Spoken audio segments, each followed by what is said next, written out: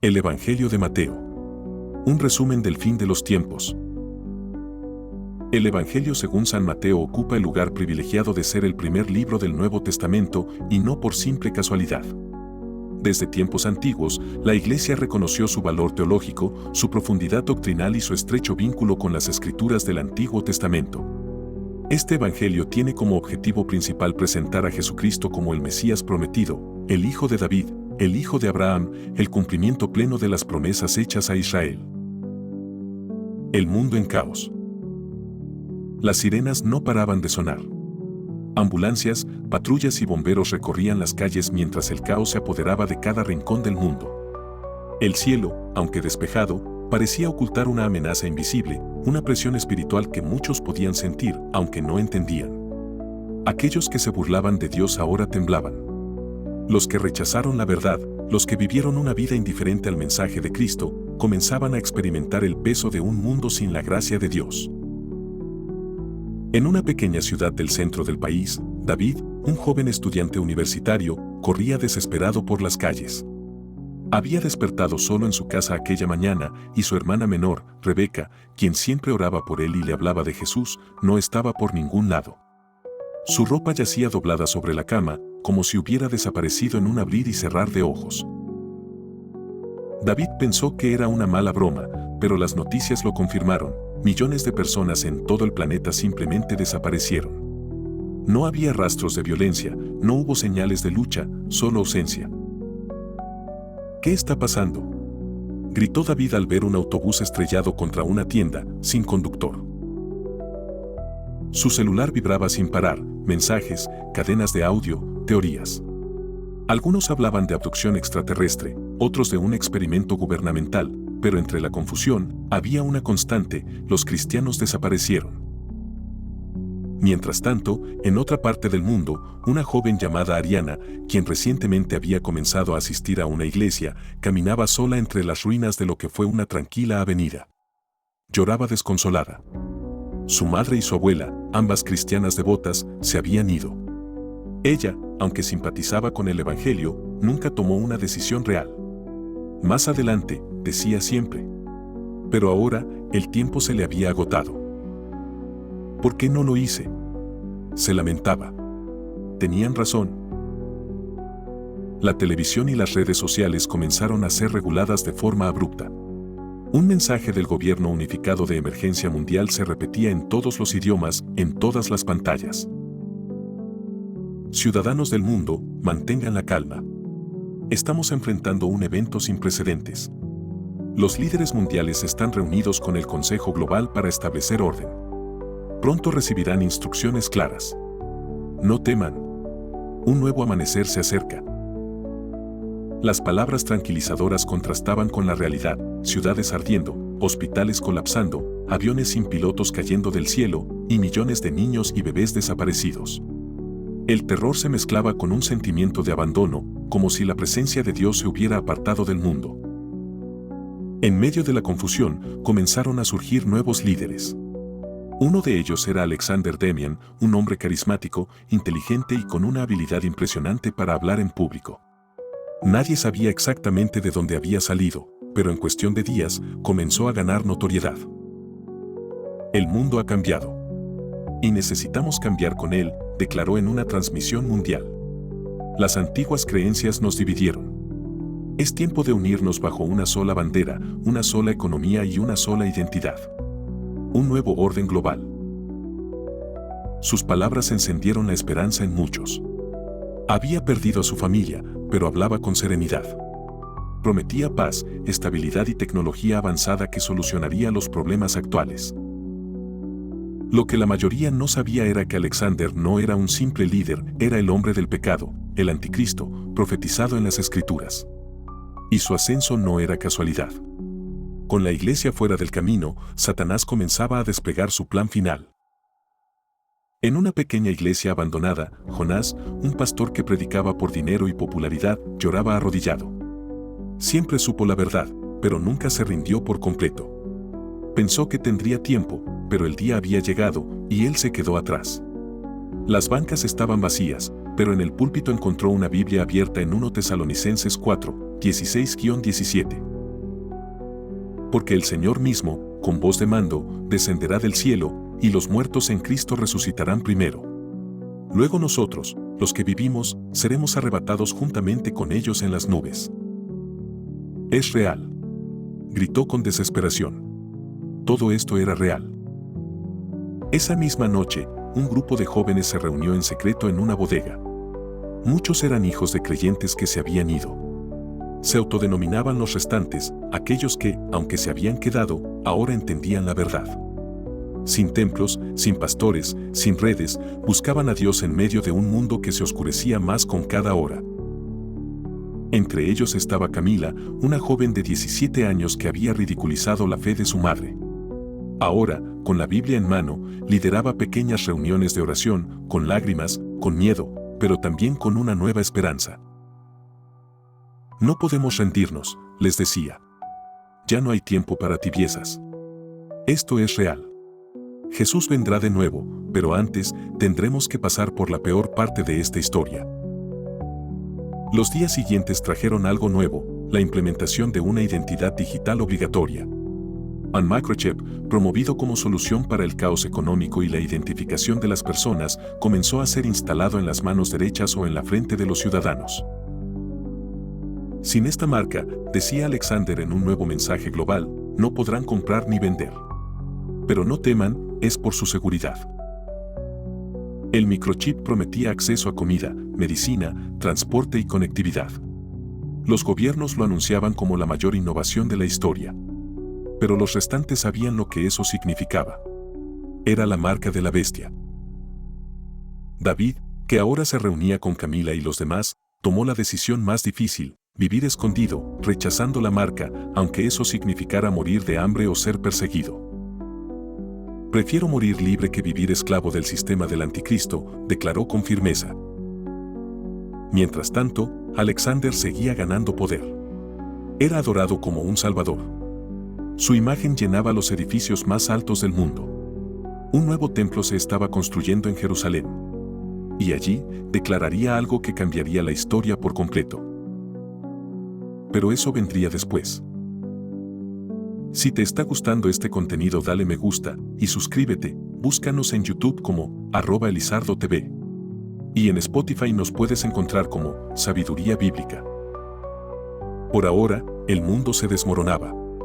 Los primeros 4 jinetes del Apocalipsis comenzaban a galopar, guerras, hambre, pestilencias y una muerte silenciosa se expandía. Todo parecía ir en picada, excepto para los que aún buscaban al Dios verdadero. En un bosque lejano, Ariana, Camila, David y otros nuevos creyentes se arrodillaban bajo la lluvia, rogando por fortaleza. Sin luz, sin refugio, sin comida, pero con fe. Señor, clamó Ariana, no fuimos dignos del arrebatamiento. Pero ahora, no dejaremos que nos arrebaten nuestra alma. Te seguiremos, aunque nos cueste la vida. Y así, en medio de una oscuridad que se intensificaba, pequeñas luces comenzaban a encenderse. No había púlpitos, no había micrófonos, no había shows, solo corazones rotos buscando a Dios con todo su ser. El reloj seguía avanzando. El juicio apenas comenzaba. Y el verdadero rey pronto volvería, no como cordero, sino como león. Desde las primeras líneas, Mateo conecta a Jesús con la historia de Israel, mostrándolo no como un personaje aislado, sino como el centro de todo el plan divino. Para entender a fondo este evangelio, debemos comenzar con una mirada clara al autor, al propósito que lo movió a escribir, al contexto histórico en el que fue redactado, y a los temas teológicos que lo atraviesan de principio a fin. El autor del evangelio. La tradición más antigua de la Iglesia atribuye este evangelio a Mateo, también llamado Leví, quien fue uno de los 12 apóstoles de Jesús. En los evangelios sinópticos se nos dice que Mateo era un recaudador de impuestos, un publicano, antes de ser llamado por Cristo. Esta profesión era despreciada por los judíos de su época, pues los publicanos trabajaban para el Imperio Romano, recolectando tributos para una potencia opresora. Eran considerados traidores y pecadores públicos. Sin embargo, Jesús no dudó en mirar a Mateo y decirle, «Sígueme». Mateo, dejando su mesa de impuestos, se levantó y lo siguió. Este acto de obediencia total marcó su vida para siempre. El hecho de que Mateo haya sido llamado desde una ocupación tan impopular para convertirse en testigo directo del ministerio de Cristo es, en sí mismo, un testimonio de la gracia transformadora de Dios. Aunque el Evangelio no menciona expresamente que fue escrito por Mateo, los primeros padres de la Iglesia, como Papías, Ireneo y Orígenes, sostuvieron firmemente su autoría. Hay quienes han sugerido que Mateo escribió inicialmente una versión en hebreo o arameo, que más tarde fue traducida al griego, ya que algunos testimonios antiguos mencionan un evangelio en lengua hebrea. Sea cual fuere el caso, lo cierto es que el texto que nos ha llegado está en griego y muestra una notable familiaridad con el idioma, así como un conocimiento profundo de la tradición judía. Propósito del Evangelio. El propósito de Mateo es claro desde el inicio, demostrar que Jesús es el Mesías esperado, el cumplimiento de las profecías del Antiguo Testamento y el verdadero Rey de Israel. Su Evangelio está lleno de referencias a los profetas, de frases como para que se cumpliera lo dicho por el profeta, de citas directas del Antiguo Testamento y de símbolos mesiánicos. Mateo escribe con un enfoque principalmente dirigido a un público judío. Es por eso que presenta a Jesús como el nuevo Moisés, como el maestro por excelencia que sube al monte no para recibir la ley, sino para enseñarla con autoridad divina. Jesús en Mateo no solo cumple la ley, sino que la lleva a su plenitud. El Evangelio también tiene un propósito misionero. Aunque se enfoca en el pueblo judío, culmina con una gran comisión: id y haced discípulos a todas las naciones, Mateo 28:19. De esta manera, Mateo presenta a Jesús como el Salvador no solo de Israel, sino del mundo entero, cumpliendo la promesa hecha a Abraham de que en su simiente serían benditas todas las naciones de la tierra. Contexto histórico. El Evangelio de Mateo fue probablemente escrito entre los años 70 y 90 después de Cristo, en un tiempo de crisis y transición para el pueblo judío. El templo de Jerusalén había sido destruido por los romanos en el año 70, marcando el fin del judaísmo centrado en el templo. La identidad judía estaba siendo reconstruida en torno a la Torá y las sinagogas, mientras que los cristianos judíos comenzaban a ser cada vez más marginados por sus compatriotas. En este contexto, el Evangelio de Mateo aparece como un documento que busca afirmar que Jesús no es ajeno a la fe de Israel, sino que es su culminación. A través de una genealogía cuidadosamente trazada desde Abraham hasta Jesús, Mateo enlaza a Cristo con la historia de su pueblo. A través de sus enseñanzas, milagros y cumplimiento profético, muestra que Jesús es el Hijo de Dios y el verdadero intérprete de la voluntad del Padre. Al mismo tiempo, Mateo aborda las tensiones entre los seguidores de Jesús y los líderes religiosos de su tiempo. Las fuertes críticas a los fariseos y a los escribas reflejan los conflictos que vivían las primeras comunidades cristianas, especialmente en Judea y Galilea, donde el cristianismo aún se hallaba enraizado en el ambiente judío. Estructura literaria del Evangelio. El Evangelio de Mateo está cuidadosamente estructurado. Comienza con una introducción, capítulos 1 y 2, donde se presenta la genealogía de Jesús y su nacimiento. Luego sigue con el ministerio de Juan el Bautista, el bautismo de Jesús y su tentación en el desierto. Después de esta introducción, el Evangelio se organiza en torno a 5 grandes discursos de Jesús, que recuerdan los 5 libros de Moisés. Estos discursos son: el Sermón del Monte, capítulos 5 al 7, enseñanzas sobre la ética del reino de los cielos. El discurso misionero, capítulo 10, instrucciones para los discípulos.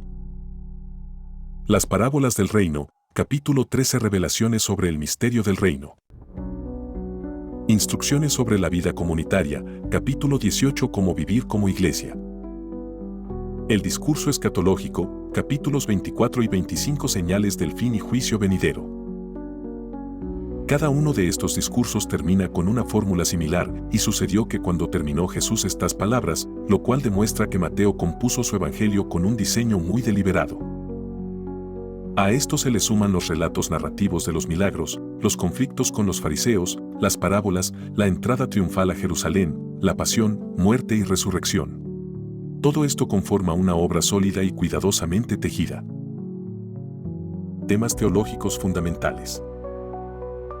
El Evangelio de Mateo es rico en enseñanzas teológicas. Uno de los principales temas es el reino de los cielos. A diferencia de los otros evangelios que hablan del reino de Dios, Mateo usa casi exclusivamente la expresión reino de los cielos, por respeto a los lectores judíos que evitaban pronunciar el nombre de Dios. Este reino no es un lugar físico, sino una realidad espiritual que se manifiesta en las enseñanzas, milagros y autoridad de Jesús. Es un reino que comienza con su venida, crece de manera invisible y será consumado al final de los tiempos.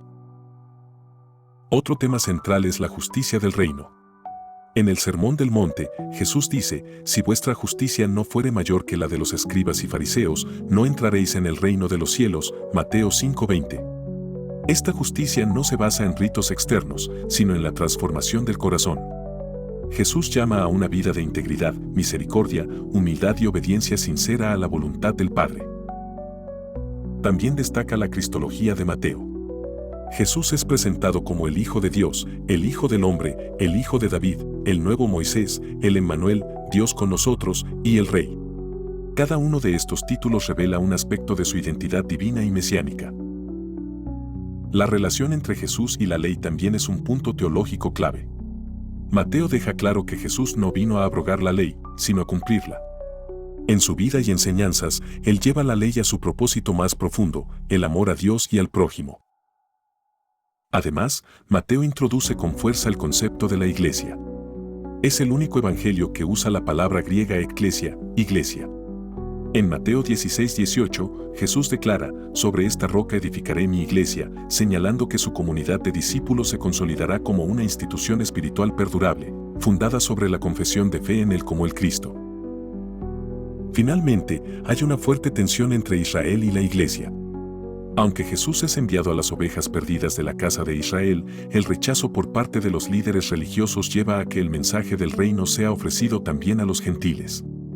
Así, el Evangelio termina con la universalidad del mandato misionero: id y haced discípulos a todas las naciones. Conclusión de la primera parte. Hasta aquí, hemos visto cómo el Evangelio de Mateo no es solo un relato biográfico de la vida de Jesús, sino una proclamación teológica profunda. Su autor, el apóstol Mateo, escribió movido por el deseo de presentar a Cristo como el cumplimiento de todas las promesas de Dios. En un mundo judío en crisis, Mateo ofrece esperanza y verdad, revelando que en Jesús se cumple la ley, los profetas y el destino eterno del pueblo de Dios. Si te ha gustado el video, dale me gusta. Si quieres ver más contenido como este, búscanos en Spotify, búscanos como Sabiduría Bíblica. También nos puedes encontrar en YouTube como @elizardotv y te aparecerá el canal Palabra de Dios. En estas plataformas tocamos temas profundos de la Biblia que te va a gustar. Hasta el próximo video.